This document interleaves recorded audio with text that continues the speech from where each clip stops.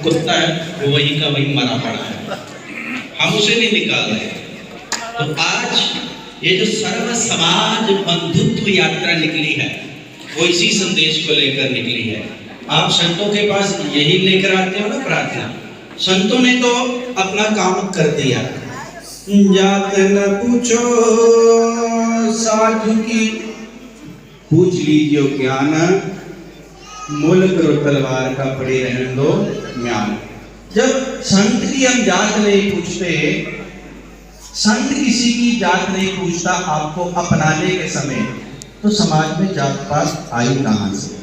पुरुषोत्तम दास जी महाराज ने बड़ा सुंदर कहा कि कर्म ही जो है पहले धर्म निश्चित करता था।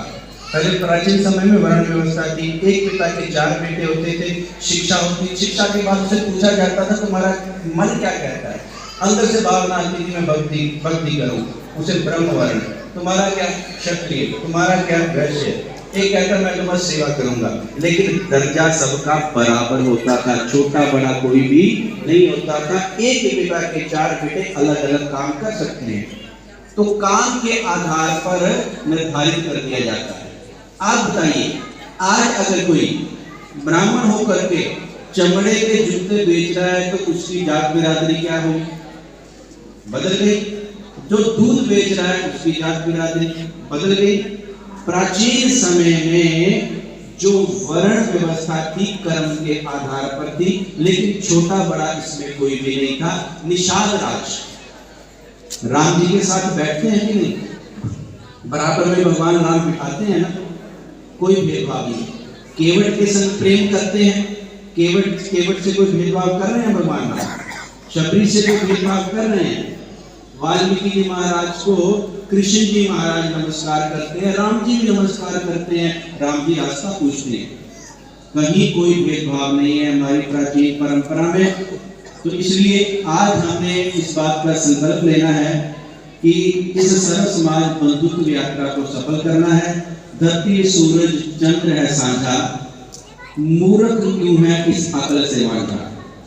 जब सूरज धरती चंद्र है साझा, मूर्ख क्यों है इस अकल से वांझा। इसलिए याद रखना, मानव मात्र एक समान, एक पिता की सब संतान, एक जलाशय एक शमशान, ये चीजें होनी चाहिए। तो समय का अभाव है, इस कारण से इतना ही कहूंगा कि इस यात्रा को सफल बनाने में आप सभी का सहयोग होना चाहिए। जैसे कि हमारी बहन कौशिकी जी ने कहा कि सुई का काम करना है, सुई का काम है सीना और कैंची का काम काटना।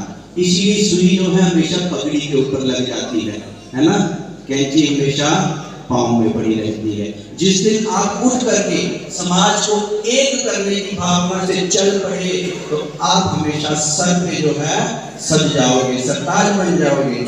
और बड़े सुंदर शब्दों में अनुभवानंद जी महाराज जी ने बड़े सुंदर शब्दों में कहा कि भाई सब में नारायण को देखना है, क्योंकि रब बंदे दी जात है जिन्हें चादर दी जात है रूह, बंदे दे विच रब लुकिया आप करे हूँ। ये संदेश सभी धर्मों का है। यही इस सर्व समाज बंधुत्व यात्रा का जो संदेश है। मुझसे पहले